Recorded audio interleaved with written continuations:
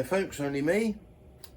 So this is my third video on me working on my GT250, and I'm going to do a quick walk around just to show a few bits I've bought, and then most of this video will be sorting these carbs out, trying to get the whole engine to run better. So without further ado, let's quickly move the old camera onto my new seat. Well, it's not new, it's a used seat, but it's an original seat, and I think it works well. Much better than that one that it came with, which, as you know, I didn't really like. Some people like them, and in fact I did sell it all right on eBay, and I also sold the aftermarket one that I bought. So I'm happy with that. And the next thing I've got to do is to get hold of another panel, if anyone's got one, that's in the same colour. Because this is, from what I can make out on the internet, this bike is definitely an A. It's a Suzuki GT250A, and it should have colour-coded side panels. The B's had the black panels. This is from what I'm making out.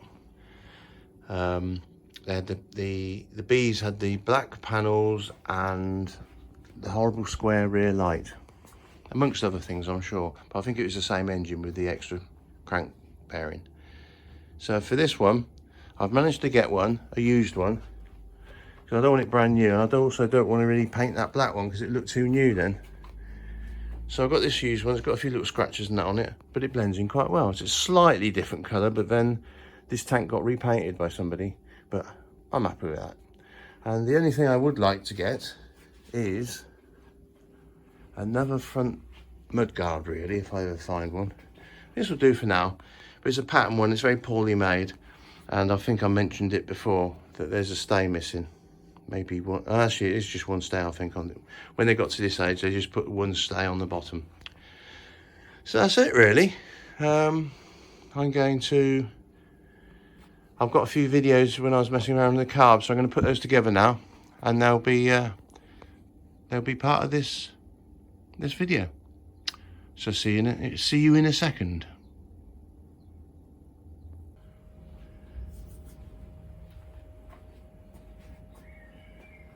Okay, a few seconds for you, a few weeks for me. Got the old Suzuki on the stand again, and recently I was given this book by the chap who sold me the bike, and it's a 1974 version of the Suzuki GT250 Pitman bike books by John Thorpe and Chris Webb, and it's very good, and it gives you all the basic stuff, including how to basically set up these two carbs. And I've done some of it off camera, so I took the carbs off again, and I set the float levels, and they're actually spot on. Can't remember what they were now. I'm not going to mess about looking through this book. So I've set the float levels, and then I put the carbs back, and then the next thing was to check that when you open the throttle, that both the slides are lifting at the same time. And you can do that by either putting your fingers down there and getting a feel of it, or some people use a mirror. But the way I did it was with two lolly sticks. There's a chap who's posted a video on YouTube, and it's a brilliant way of doing it, because you're angling the lolly stick at the beginning of the carburetor, and you're putting the other bit under the slide when it's closed, and you've only got to open it a little bit, and you can see them moving, slightest little bit of movement, so you get real fine tuning out of it. Didn't do it on the camera because I thought, well, it is on YouTube, someone else has done it, and it's their idea anyway, but it works really well. So after doing that, I did start it up. It sounded much better, revved up a bit, nicer. But to me, the next thing to do now is the baffles. I'm going to take the baffles out and clean them off with low torch. I know this one on this side, the screws sheared off, so I should probably take the whole exhaust off so I can get in there and see it. I might have to drill it through. But I shall try the other one. It's a flat headed screw in there, whether that's factory or not, I don't know. But so that's my next little job on it. So there we go.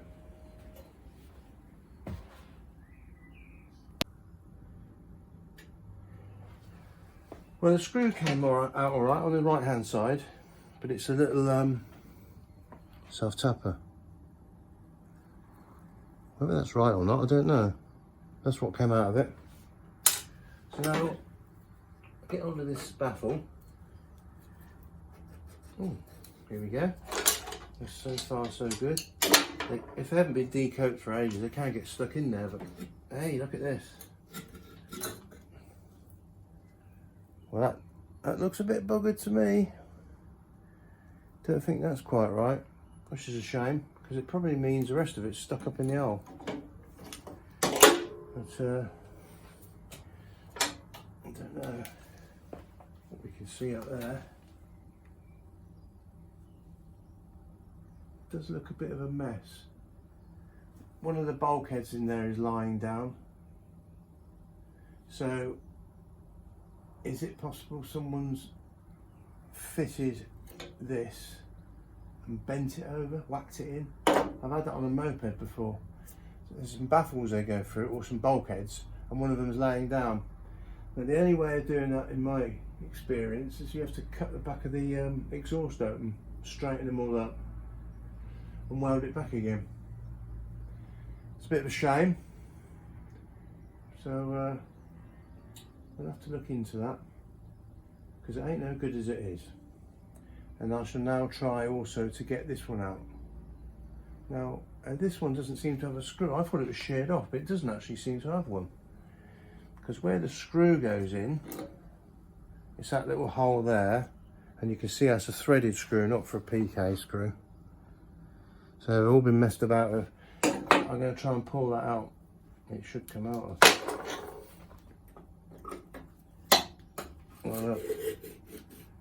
What's this going to do? That's a bit more like it. So that's what it should be like. So the problem I have is with the right hand side and not the left. Pretty typical, isn't it? Okay, well, I have to sort out what we're going to do now. Yeah, so here's the problem then. My right hand exhaust this is the baffle that came out of it, and it fits nicely. It goes, there's three bulkheads I think it goes through, and you can see the screwdriver goes all the way up through them. So there's one here, and one here, and so that's about right. And there's these, they're like bulkheads with a hole in the middle. But on the other side, where this baffle came out of, as soon as I got it out and looked down the hole, I don't know if we're going to manage to show you or not. I've got a little torch. I don't know what we can see with this camera. Right. I don't know if you can see down there or not. Not very well. You can see the first bulkhead, which is the rear bulkhead. Then there's one in the middle, and it's loose basically. It's on its side. Now I can push the screwdriver down. I can push the screwdriver down and get past that one that's on its side, and then it goes and it stops again. So either because it's not in line, or because the rest of that broken baffle's in there. So I'm hammered really, because you know, you can't undo them apart from cutting them. I've done it on old mopeds before. In fact, this little moped over here, a little Bristol Peanut, same thing had happened with that. Someone smashed the baffle in, so I ended up, you can't see it here, it's tucked away, but I ended up cutting on the inside of the pipe nearest to the bike. I basically cut down here, and I think it was along here, and I pulled it back, and probably about that much, so I could get in there, and I repositioned the baffle, which was all broken off and loose, and welded it in. Then I bent this back and welded it up. Not the prettiest thing, but you don't really see it on that little moped over there, and I can always pick up a new exhaust anyway. Ideally for me on this one, I'll get a second-hand exhaust. So I'll have to do a bit of homework, see what's about. But if not, this isn't a pristine bike.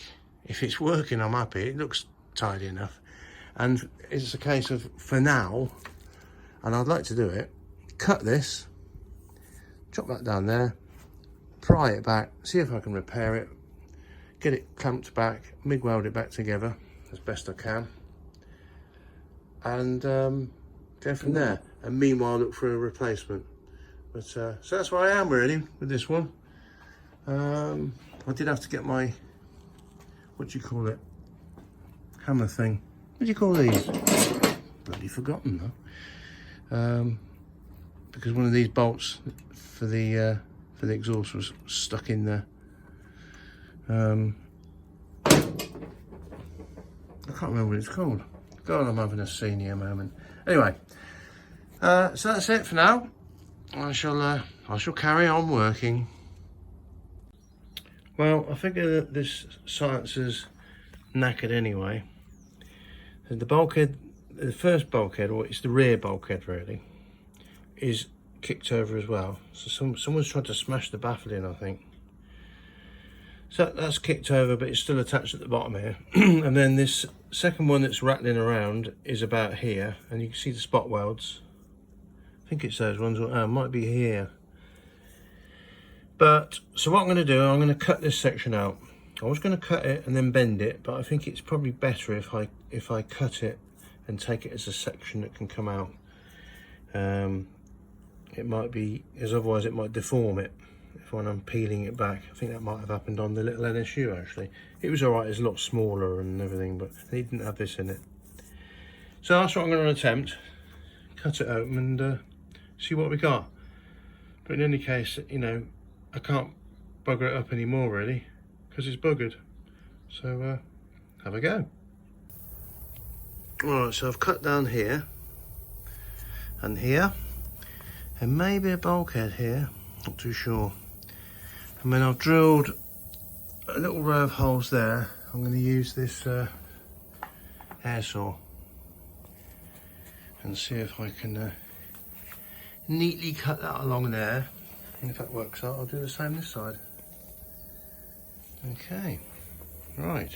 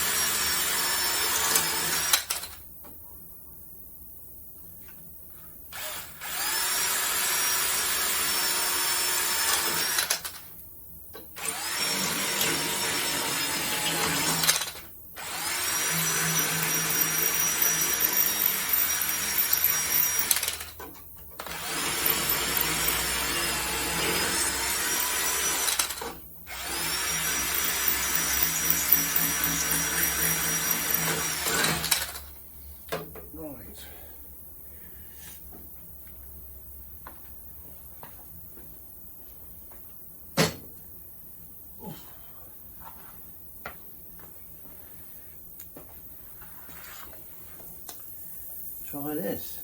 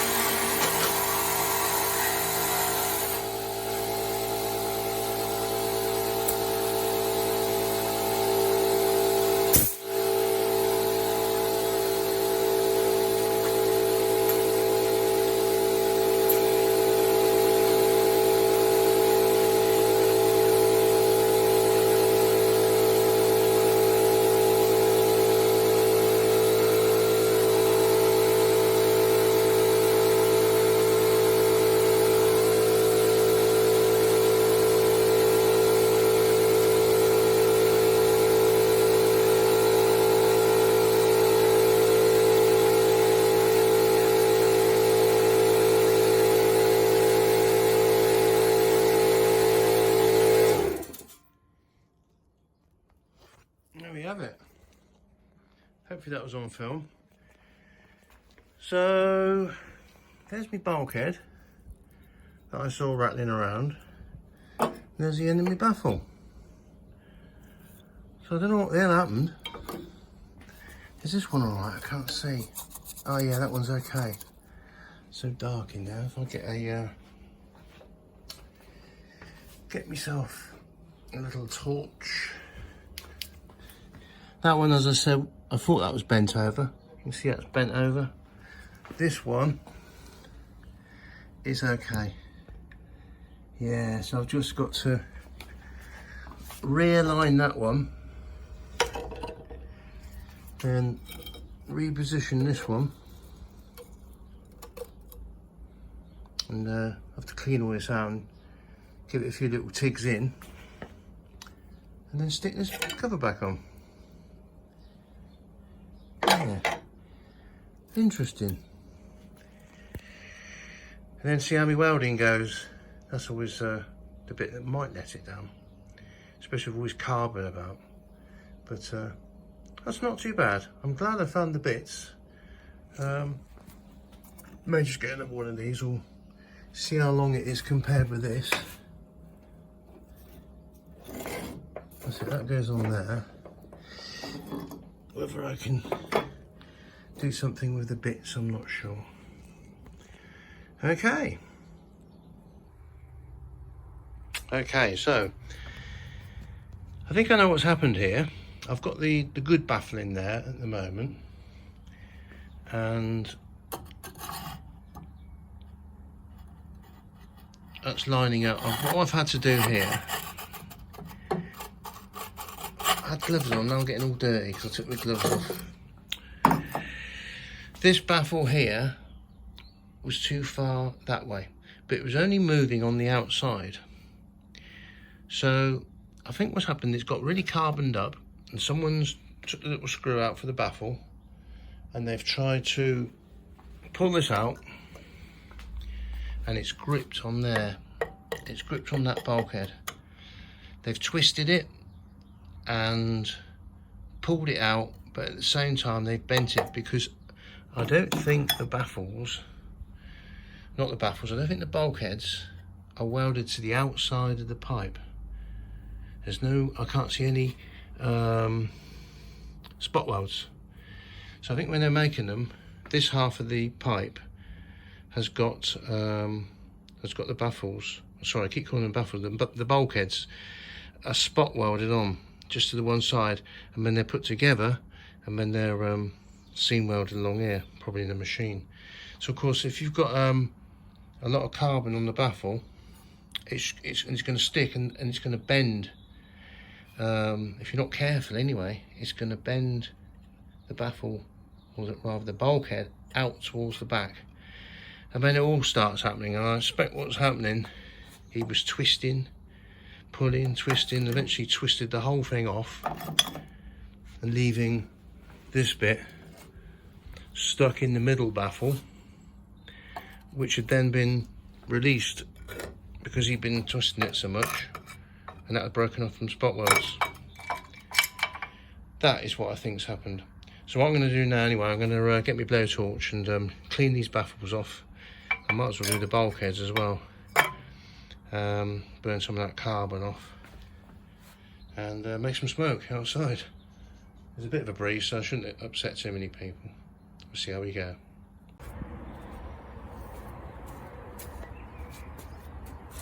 Okay, so I'm going to heat these baffles up, so it'll probably go cherry red, but it'll burn off all the carbon and make a little bit of smoke.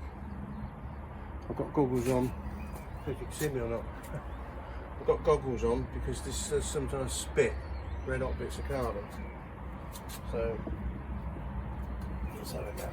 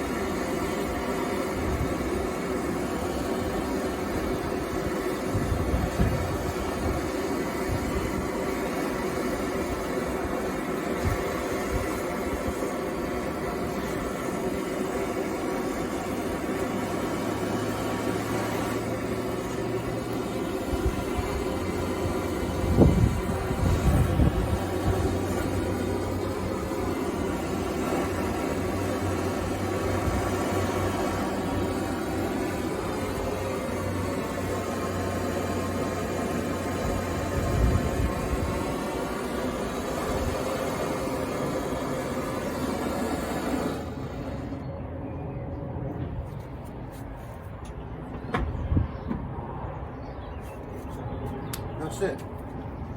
So that's hot, but I'll get the wire brush on that.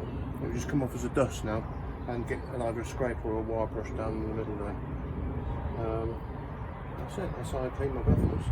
So I'm going to do those. I'm going to get loose bulkhead now, and maybe clean the other baffle off as well, the broken one. But I should probably try and find a replacement, second-hand replacement. Okay.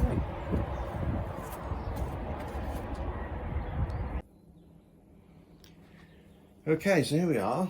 Now what I've done is I've cleaned all this stuff up, and I've repositioned this bulkhead here, the middle one. Do you see that or not? I picked up where the spot welds were, where it had broken off, and clamped it into position, and I've screwed it in. So that should be good to go. And the idea is to drop that in there. I'm gonna have to grind some of this chrome off for the welding, and then the baffle should now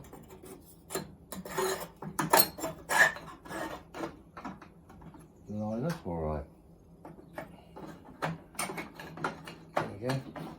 So that's gone through all three of the bulkheads now. So I shall leave that in there and weld it up, or at least tack it up, and then check it comes in and out. Then put it back in again and weld it. But another thing I've noticed, it's the trouble, you get an old bike, had loads of owners, all done their bit on it. I've noticed that, get this out. So this is the baffle, I can't remember now, this baffle come out of this pipe, but it's straight through. It's got the holes, whereas this one, it's got bigger holes, and it's got two baffles, or bulkheads in the baffle. Two bulkheads in the baffle. Where's my other bit of a baffle gone? There we go.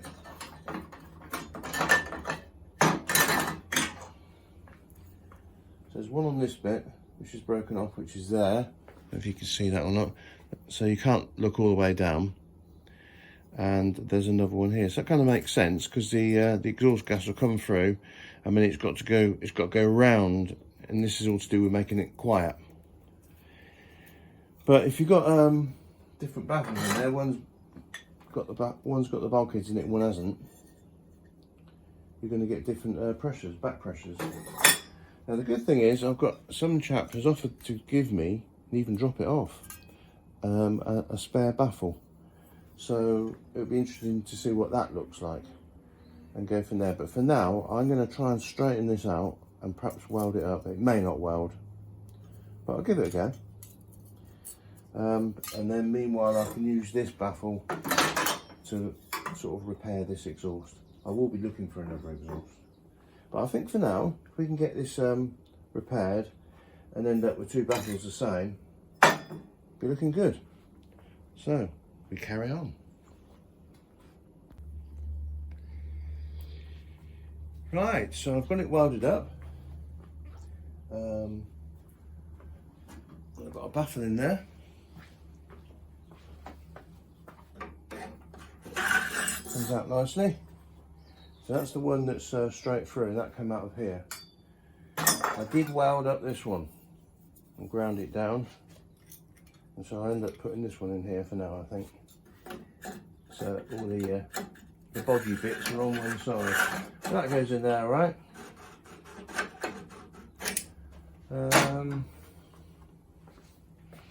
The welding, it's not too bad. I'm not a welder, but it's a bit pigeony, bit pigeon shitty, but. And then I found some clear lacquer here, supposed to go up to 450 degrees C. So I think I'll just squirt a bit of that over there. The good news is that I've got this other baffle coming from the chap, and I've just managed to hopefully find a right hand side exhaust. I'm not sure, I've got to look at my part numbers and what have you to make sure it is the right one for this bike. But so this won't be on here too long. Of course, it's more important for me to make sure the baffles are both the same, so you've got the same back pressure. But that's not a bad little job, so I shall just see if we can squirt some of this on it.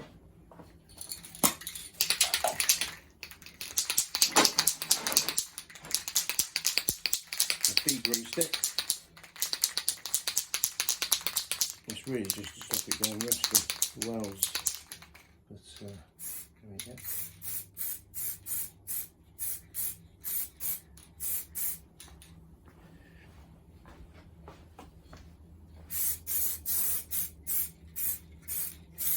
That's what I'm going to put on it. So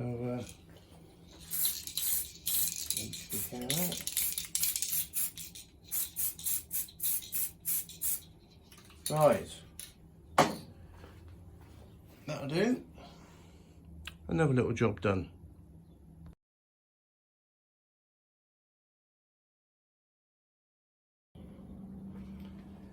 Right, so the exhausts are back on.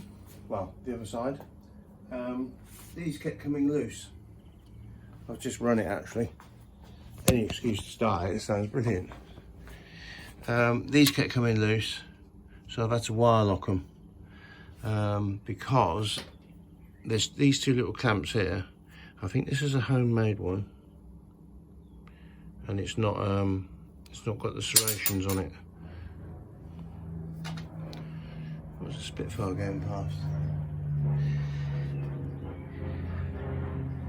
Can you hear that? Yeah, so the other one was not locking it, so I tried to bend it and it just snapped in half. So for now, I've wire locked it. I wonder where that little bugger is.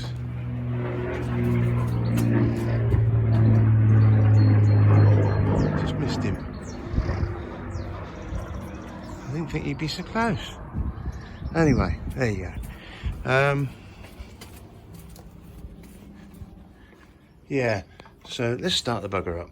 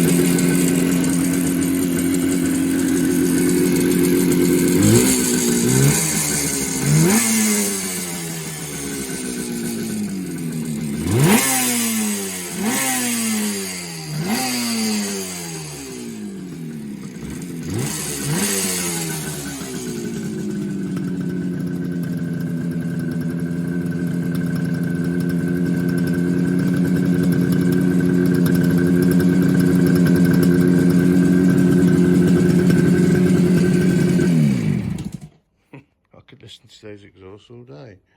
Call me sad. Yeah, I find that it runs better with the choke on, so I'm thinking it's, you know, we've got to set these carbs up yet. Or at least finish it, and that's my next little job really. We've got a nice clear exhaust now, so although I'm going to get another one, and both the baffles will be the same eventually, I think I'll go through the little book, and you have to run it on one cylinder with the plug out, and I think you set it up so it's quite a clean revving, and then you can set the idle up using the tacho, and then you take this plug out and put the other one back in and do it on the other side, and then put them both in, and it should be sort of kind of balanced, but yeah, should be fun. Okay.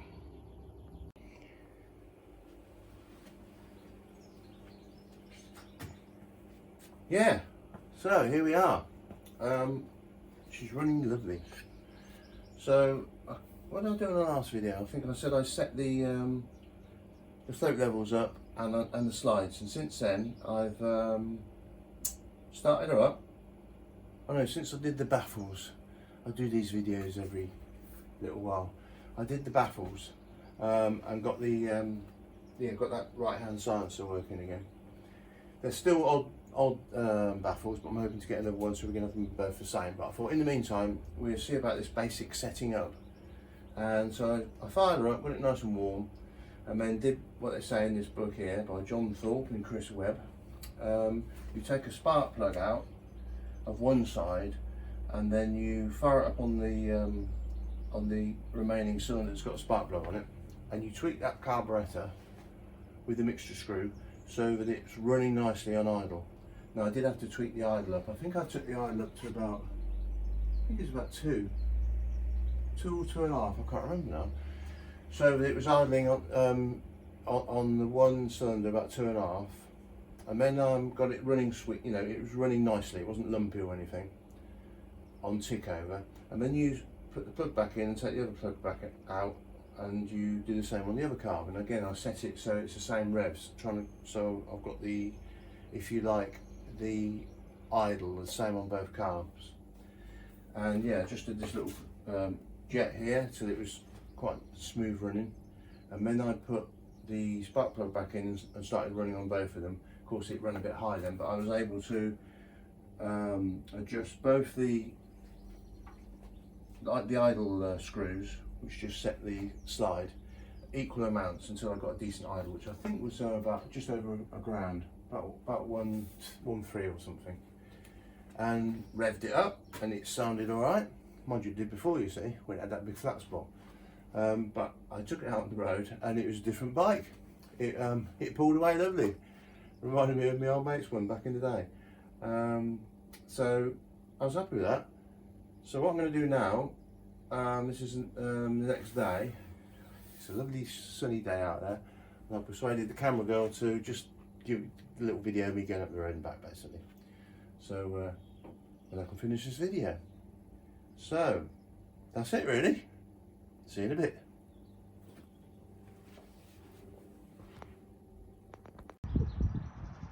So here we are, the day after. I'm doing a quick demo up the road and back. Oh, the little Nissan stop there, that's good. So yeah, I'll fire her up. Let's have a look. Choke, kickstart over this side. I don't know why I have to kickstart over this side.